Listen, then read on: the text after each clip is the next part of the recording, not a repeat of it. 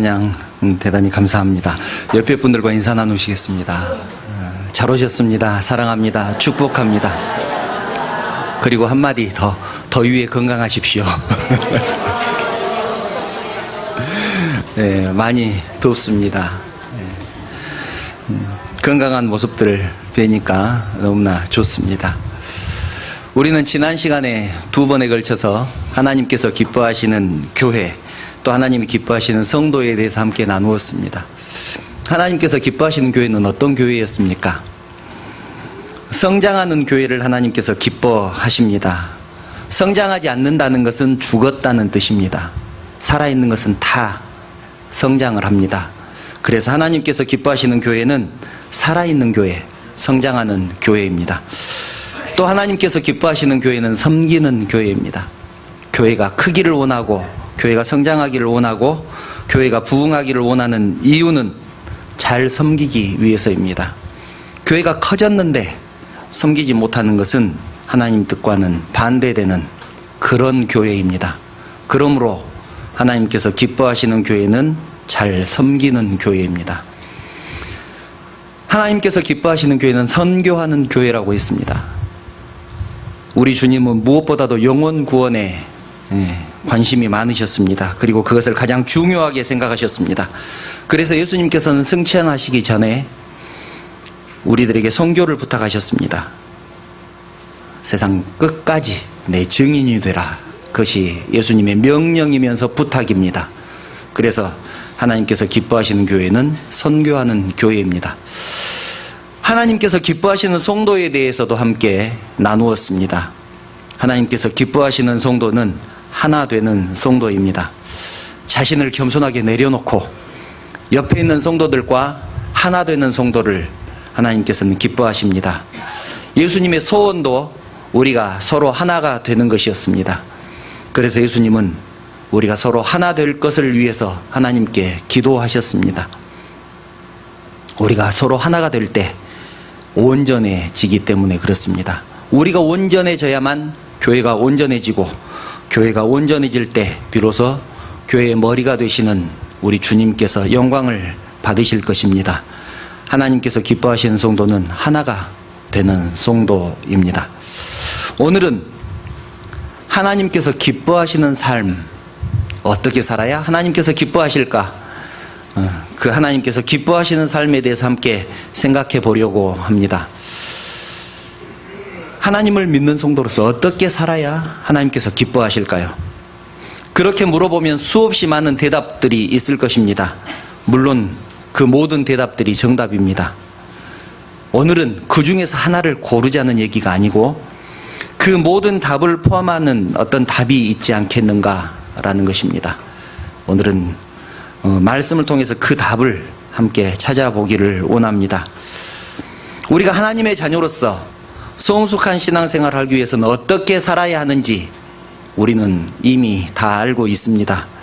신앙생활을 몇 년만 해도 그런 얘기는 수없이 많이 들었을 것입니다. 다만 그렇게 알고 있는 것들이 실제로 우리가 그렇게 사는지 그렇게 살지 않는지와는 별개이기 때문에 그것에 관한 얘기를 오늘은 함께 나누려고 하는 것입니다. 신앙생활에서 승리한다는 것은 무엇을 의미할까요? 우리는 지난 시간에 2번에 걸쳐서 지금도 우리가 승리한다는 것을 상대방보다 더 큰 힘을 갖고 더 지혜로운 전략을 가지고 새로운 무기를 가지고 상대방을 꼼짝 못하게 눌러서 이기는 것을 승리한다고 생각하는 분은 계시지 않을 것입니다. 우리는 지난 시간에 걸쳐서 그것을 나누었습니다. 진정한 승리는 그런 것이 아니라는 것은 우리 모두는 이미 알고 있습니다. 그럼에도 불구하고 우리는 습관적으로 이렇게 기도합니다. 하나님께 능력을 달라고, 이길 수 있게 해달라고, 힘을 달라고 기도하고 있습니다. 오늘 본문 말씀이 그 부분에 대한 우리의 생각을 바꾸어 놓을 수 있는 대표적인 말씀입니다. 본문은 부활주일에 많이 사용하는 그런 본문이죠. 그런데 성도의 삶 또는 세상에서의 승리라는 관점에서 생각해 볼 때 이 본문만큼 적절한 말씀이 없다라고 생각을 하기 때문에 오늘 본문을 선택을 해보았습니다. 본문 54절을 보면 이렇게 말씀합니다. 이 썩을 것이 썩지 아니함을 입고 죽을 것이 죽지 아니함을 입을 때에는 사망을 삼키고 이기리라고 기록된 말씀이 이루어지리라. 이 말씀을 보면 사망을 누가 이긴다라고 말씀하고 있습니까? 우리가 사망을 이기는 것이 아닙니다. 사망이 누군가에게 졌다라고 말씀합니다. 누군가가 사망을 이겨서 우리에게 주셨기 때문에 우리를 붙잡고 있던 그 사망이 우리를 놓아주었다라고 표현을 하는 것입니다. 그래서 우리가 사망의 권세에서 놓여서 우리가 변화될 것이라고 말씀을 하는 것입니다. 그렇다면 그 부활이 되는 순간까지 우리는 무엇을 하고 있습니까? 우리는 무엇을 하고 있을까요? 이기기 위해서 예를 쓰고 있을까요? 아무것도 하지 못하고 있습니다. 왜냐하면 죽어 있기 때문에 그렇습니다. 변화되어야 되겠다고 시도하기는커녕 변화되어야 되겠다는 생각도 하지 못할 것입니다. 그냥 있습니다. 왜냐하면 죽어 있기 때문에 그렇습니다. 이 부활이라는 말 자체가 죽었다는 것을 전제로 하고 있기 때문에 우리는 부활하기 위해서 또는 승리하기 위해서 아무것도 할 수 없는 존재, 아무것도 할 수 없는 상태로 그냥 있는 것입니다. 죽었기 때문에 그렇습니다. 그래서 57절은 이렇게 말씀합니다. 우리 주 예수 그리스도로 말미암아 우리에게 승리를 주시는 하나님께 감사하노니. 여기서도 우리가 승리하는 것이 아니라고 분명히 말씀하고 있죠. 하나님께서 승리를 주시는 것입니다. 우리 믿는 성도가 기억해야 할 것 중에서 이것만큼 중요한 것이 없습니다. 죽어라고 노력하면 이길 수 있다고 생각하는 것, 이것은 오해입니다. 우리가 잘못 생각하는 것입니다. 절대로 그렇지 않습니다. 이미 죽어서 이기고 지고를 생각할 수 없는데 무슨 노력을 하겠습니까? 그런데도 우리는 죽을 힘을 다해서 노력하면 승리할 수 있다고 생각합니다. 그러니 얼마나 힘들겠습니까? 이미 죽은 우리가, 아무것도 할 수 없는 우리가 무엇인가를 해야 된다고 생각을 하니까 우리 인생이 고달픈 것 아니겠습니까? 그런데 우리가 이기고 지고의 문제는 살아있을 때야 생각할 수 있는 문제이지 죽은 사람은 그것을 고민할 수도 없다는 것입니다. 그래서 57절의 말씀처럼 승리를 주신 하나님께 감사하고 전리품을 거두면 되는 것입니다. 그런데 우리는 아직도 승리를 달라고 기도하고 있습니다. 성도의 삶이 고달픈 것은 하나님이 원하시는 싸움이 아닌 우리가 우리의 목표를 정해놓고 그 목표를 이루어달라고 하나님께 기도하기 때문입니다. 이것이 성도들이 신앙생활에서 실패하는 가장 큰 이유입니다. 신앙생활에서 실패하는 이유, 신앙생활이 힘든 이유, 이것 때문입니다. 신앙생활하면 행복하고 기뻐야 하는데 교회 오면 구원을 얻었으면 행복해서 어쩔 줄 몰라야 하는데 내 인생은 왜 그러지 못할까 고민하는 이유가 여기에 있다는 것입니다. 우리는 지금까지 이기기만 하면 하나님께서 기뻐하신다고 생각을 했습니다. 그래서 이기기 위해서 안간힘을 썼습니다.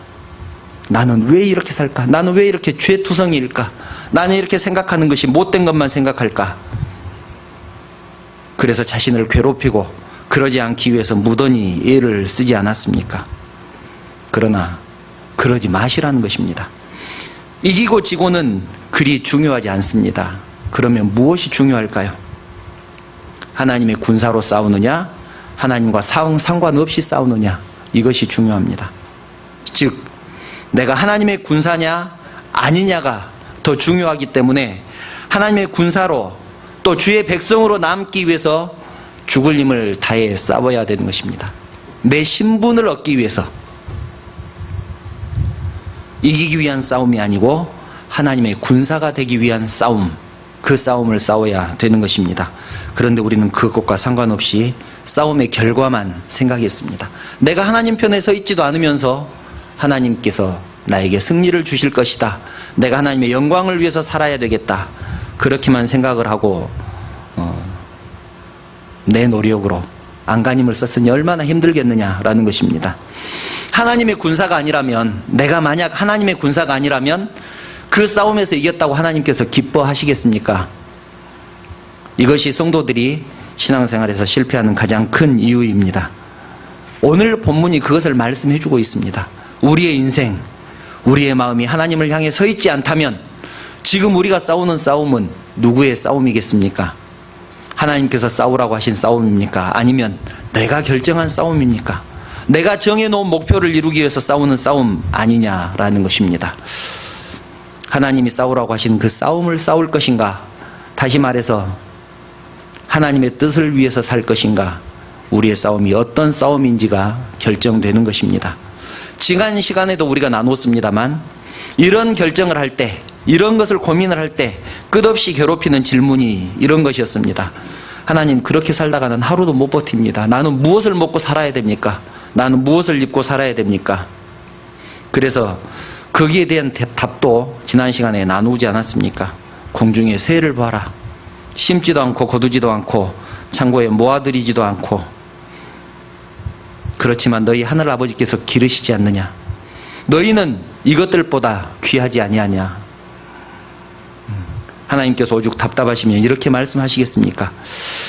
성경은 성도가 먹고 사는 것만을 목표로 삼는다면, 또 자기 인생이니까, 즉 내 인생이니까 내 마음대로 내가 책임지고 산다면, 또 세상의 방법대로 살아간다면 그런 성도에게 결코 승리라는 것은 하나님께서 원하시는 그런 승리가 아니라고 말씀하시는 것입니다.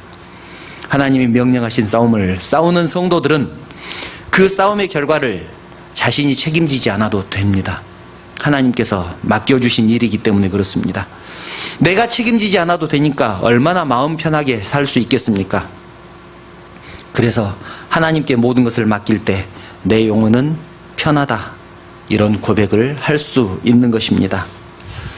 옛날 말에 이런 말이 있습니다. 콩 심은 데 콩 나고 팥 심은 데 팥 난다, 그런 말이 있습니다. 우리가 너무나 잘 아는 말씀이죠. 실제로 콩을 심었는데 팥이 날 리가 없습니다. 그런데 하나님께서도 심는 대로 거두는 이 법칙을 좋아하십니다. 우리가 생각해 봐야 될 것이 이것입니다. 마태복음 25장을 보면 달란트 비유가 나오는데, 한 달란트 받은 종이 그 돈을 땅에 묻어두었다가 가지고 왔습니다. 그러자 그 주인이 그 종에게 하신 말씀입니다. 그 주인은 당연히 하나님이시죠. 마태복음 25장 26절을 보면 이렇게 말씀합니다. 나는 심지 않는 데서 거두고 해치지 않는 데서 모으는 줄로 네가 알았더냐? 심지 않는 데서 거두는 줄 알았더냐라고 반문하시는 것입니다. 심는 대로 거둔다는 말입니다. 그런데 우리들은 어떻게 기도합니까? 성공하기 위해서, 시험에 합격하기 위해서 열심히 기도해야 한다고 생각을 합니다. 성공하기 위해서 열심히 신앙생활을 해야 된다고 생각을 합니다. 이 말을 성경에 기록된 대로 표현하면 이렇습니다. 내가 주를 위해서 신령한 것을 심었으니까 나를 위해서 육체의 것을 거두게 해 주십시오. 이렇게 기도하는 것과 같다는 것입니다. 우리가 생각하는 것과 상당히 다르죠. 우리는 지금까지 그렇게 생각하고 살았습니다. 그러나 갈라디아서 6장 8절에는 하나님께서 분명하게 이렇게 말씀하십니다. 자기의 육체를 위하여 심는 자는 육체로부터 썩어질 것을 거두고 성령을 위하여 심는 자는 성령으로부터 영생을 거두리라. 우리는 이렇게 생각했습니다. 육체를 위하여 심는 자는 아무것도 거두지 못할 것이다, 그렇게 생각하지 않았습니까? 또 신령한 것을 심으면, 즉 하나님의 일을 열심히 하면 신령한 것을 얻고 육체의 것도 더불어서 얻는다, 그렇게 생각을 했습니다. 그러나 그렇지 않다고 말씀합니다. 육체의 것을 심으면 육체의 것을, 신령한 것을 심으면 신령한 것을 얻습니다. 콩 심은 데 콩 나고 팥 심은 데 팥이 나는 것입니다. 육체의 열매를 얻고 싶으면 육체의 것을 심으면 됩니다. 세상에서 승리하고 세상에서 자랑하고 세상에서 성공하고 싶으면 그렇게 되기 위해서 열심히 노력하면 되는 것입니다. 그것이 나쁘다는 것이 아닙니다. 이것은 악담도 아니고 협박도 아닙니다. 성경의 기본적인 원리를 말씀드리고 있는 것입니다. 육의 것을 심으면 틀림없이 육의 것을 거두게 됩니다. 세상의 것을 심으면서 영적인 것을 원한다든지 반대로 신령한 것을 심으면서 육체의 성공을 원하는 것은 성경적이지 않다는 말을 드리는 것입니다.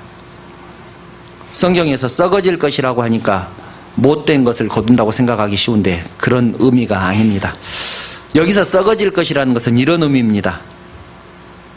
이 땅에서만 소용이 있기 때문에 유한하다는 의미, 또 더 나아가서 하나님 나라에는 가지고 가지 못한다는 그런 의미입니다. 그런 의미로서 썩어질 것이라는, 그렇게 표현한 것이지 나쁜 것이라는 의미가 아니라는 것을 우리가 기억하시기 바랍니다.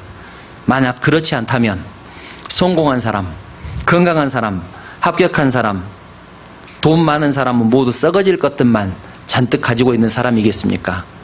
그렇지 않습니다. 썩어질 것은 그런 의미가 아닙니다.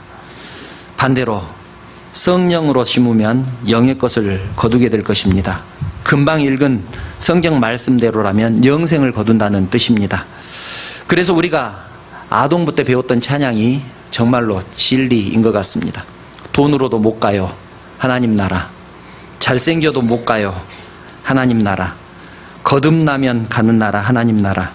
믿음으로 가는 나라, 하나님 나라. 그래서 기도했더니 성공했다, 그런 말은 하지 마시기 바랍니다. 왜냐하면 만약 그 기도가 맞다면 실패한 사람은 기도하지 않았다는 뜻입니까? 또 열심히 기도했는데 실패한 사람은 어떻게 해석해야 됩니까? 시험에 떨어진 사람은, 취직하지 못한 사람은, 사업에 실패한 사람은, 또 병에 걸린 사람은 기도하지 않았을까요? 아무리 기도를 많이 하고 하나님 뜻대로 살아도 실패할 수 있고 또 기도하지 않았어도 성공할 수 있다는 것을 기억하시기 바랍니다. 그럼에도 불구하고 우리는 왜 기도해야 될까요? 기도해야 되는 이유는 무엇이겠습니까? 그것은 우리의 인생이 내가 목표로 한 그 목표가 성공을 하든지 또는 실패를 하든지 하나님의 영광이 되게 해달라고, 결과에 관계없이 하나님께 영광을 돌리는 사람이 되게 해달라고 기도하는 것입니다. 그 결과가 어떻게 되든지 하나님께 감사하게 해달라고 그렇게 기도하는 것입니다. 우리가 하나님이 기뻐하시는 삶을 살기 위해서 가져야 할 기본적인 생각이 이것입니다. 지금 우리의 삶의 모습은 신앙생활의 결과가 아니라는 것입니다. 내 삶의 모습을 보니까 그 원인을 찾고 싶습니다. 내가 지금 이렇게 힘들게 사는 이유, 내가 불행하게 사는 이유, 내 몸이 자꾸 아픈 이유, 그 핑곗거리를 찾는 것입니다. 어디서 찾습니까? 신앙에서 찾습니다.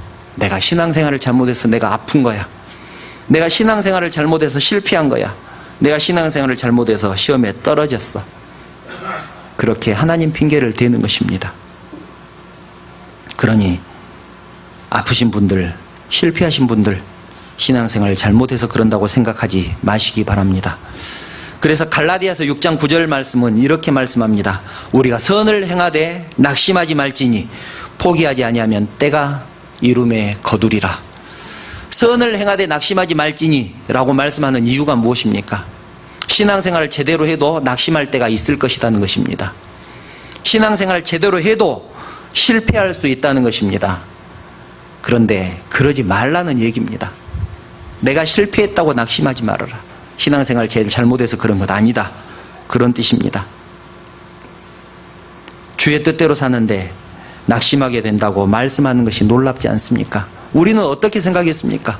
신앙생활 잘하면 성공할 것이다, 만사 형통할 것이다, 평안할 것이다, 그렇게 생각하고 살았습니다. 그런데 갈라디아서 6장 9절에는 그렇게 말씀하지 않습니다. 선을 행하되 낙심하지 말아라. 왜냐? 낙심할 때가 올 것이다.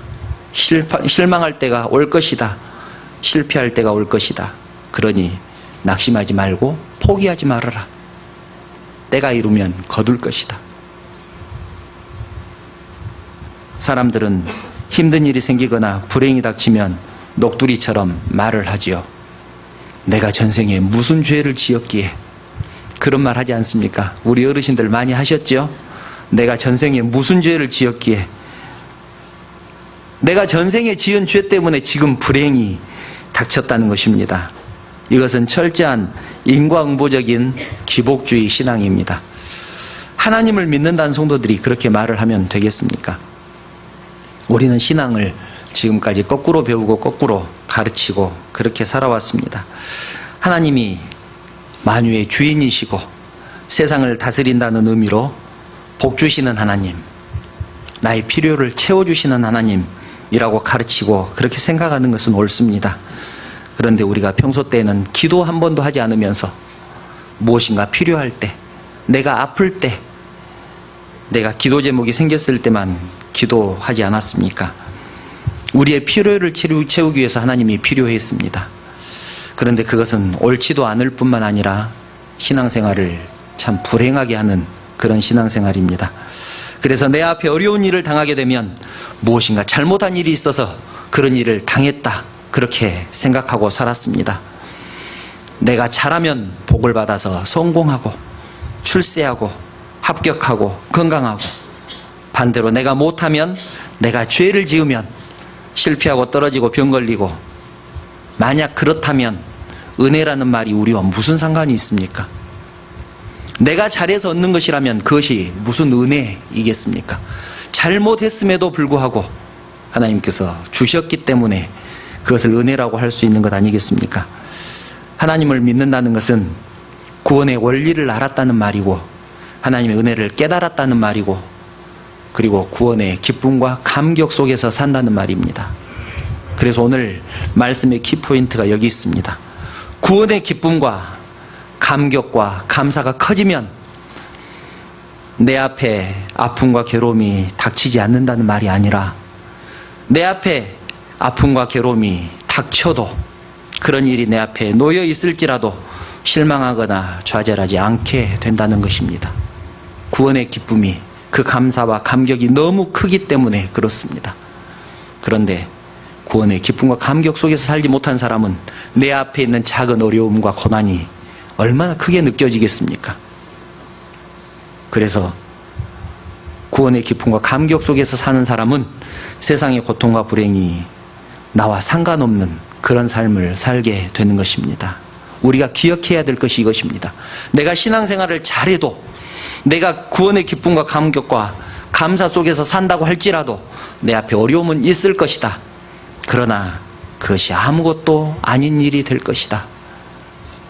그래서 결론의 말씀으로 갈라디아서 6장 10절에서 이렇게 말씀합니다. 그러므로 우리가 기회 있는 대로 모든 이에게 착한 일을 하되 더욱 믿음의 가정들에게 할지어다. 우리가 신앙생활을 점점 잘하게 되면, 신앙이 점점 깊어지면 어떤 생각을 하게 될까요? 야, 나는 정말 괜찮은 사람이야, 그렇게 생각을 할까요? 나는 죄인이야, 그렇게 생각을 할까요? 신앙생활을 잘하게 되면, 신앙이 점점 깊어지게 되면 죄인으로 느낄 것입니다. 죄가 생각나기 때문에 그렇습니다. 내 죄가 깨달아지기 때문에 그렇습니다. 내 죄 때문에 괴로워서 얼굴을 들고 다닐 수가 없습니다. 교회에 와서도 감히 기도 한마디도 제대로 하지 못하고 주여, 주님 아시지요? 그러고 갈 것입니다. 이것은 신앙이 깊어졌다는 뜻입니다. 내가 지은 죄, 내 모습을 생각하면 울 수밖에 없습니다. 그래서 성도는 외롭습니다. 내 죄를, 내 못난 부분을 누구에게 말할 수 있겠습니까? 누구에게도 말하지 못하기 때문에, 그 말할 수 있는 대상이 하나님뿐이기 때문에 나는, 성도는 외로울 수밖에 없습니다. 그래서 성도는 서로 돌아보고 서로 격려해야 합니다. 이것이 하나님의 명령입니다. 그렇게 했을 때 비로소 바로 설 수 있는 존재가 성도이기 때문에 그렇습니다. 내가 외로우면 옆에 있는 성도도 외로울 것입니다. 왜냐하면 그 성도도 자신의 죄를 깨닫고 자신의 죄 때문에 힘들지 않겠습니까? 내가 힘든 만큼 옆에 있는 성도도 힘들 것이고, 내가 울고 싶은 만큼 옆에 있는 성도도 울고 싶을 것입니다. 아픈 사람이 아픈 사람 마음 알지 않겠습니까? 내가 감히 하나님 앞에 설 수 없는데, 그 심정을 누가 알겠습니까? 하나님 앞에 설 수 없는 그 사람이 알지 않겠습니까? 그런 의미에서 신앙생활을 제대로 한 사람일수록 다른 사람을 정죄하지 못하는 것이고 교만할 수 없는 것입니다. 다른 사람도 나처럼 아플 것이다, 힘들 것이다, 외로울 것이다, 그렇게 생각하기 때문입니다. 죄인들끼리 달래주고 위로하고 그렇게 살아야 되지 않겠습니까? 그렇게 신앙생활하는 것이 하나님께서 기뻐하시는 삶입니다. 그래서 본문 58절을 보면 결론의 말씀입니다. 그러므로 내 사랑하는 형제들아, 견실하며 흔들리지 말고 항상 주의 일에 더욱 힘쓰는 자들이 되라. 이는 너희 수고가 주 안에서 헛되지 않는 줄 알미라. 이렇게 말씀합니다. 주의 일을 하다 보면 왜 이럴까? 어제 아침 9시에 비가 무척 많이 내렸지요. 비가 막 아주 퍼부었습니다. 여름 성경학교를 준비하기 위해서 주의 종들께서 나오셔서 열심히 일을 하셨습니다. 그 비를 맞으면서 일을 하셨습니다. 왜 나만 나와서 일을 하는 거야? 그런 생각하지 않으셨을 것입니다. 그런 모습을 보면서 참 감사하고 감격스러웠습니다. 성도들끼리 힘을 주고 권면하며 그렇게 신앙생활을 하는 것이 주님의 뜻이고 하나님께서 기뻐하시는 삶입니다. 그래서 58절에 그 말씀입니다. 견실하며 흔들리지 말라. 주의 일을 하면서 더욱 힘쓰는 자들이 되라. 너희 수고가 주 안에서 헛되지 않는 줄 알미라. 이렇게 말씀하시는 것입니다. 사랑하는 성도 여러분, 말씀을 정리합니다. 넘어지는 성도는 하나님께서 기뻐하지 않으십니다. 왜냐하면 넘어졌다는 것은 함께하지 않았다는 증거이기 때문에 그렇습니다. 전도서 4장 9절부터 12절을 한번 찾아보겠습니다. 전도서 4장 9절부터 12절 말씀입니다. 신앙생활을 혼자 할 수 없는 이유, 혼자 하지 않아야 되는 이유, 여기에 있습니다.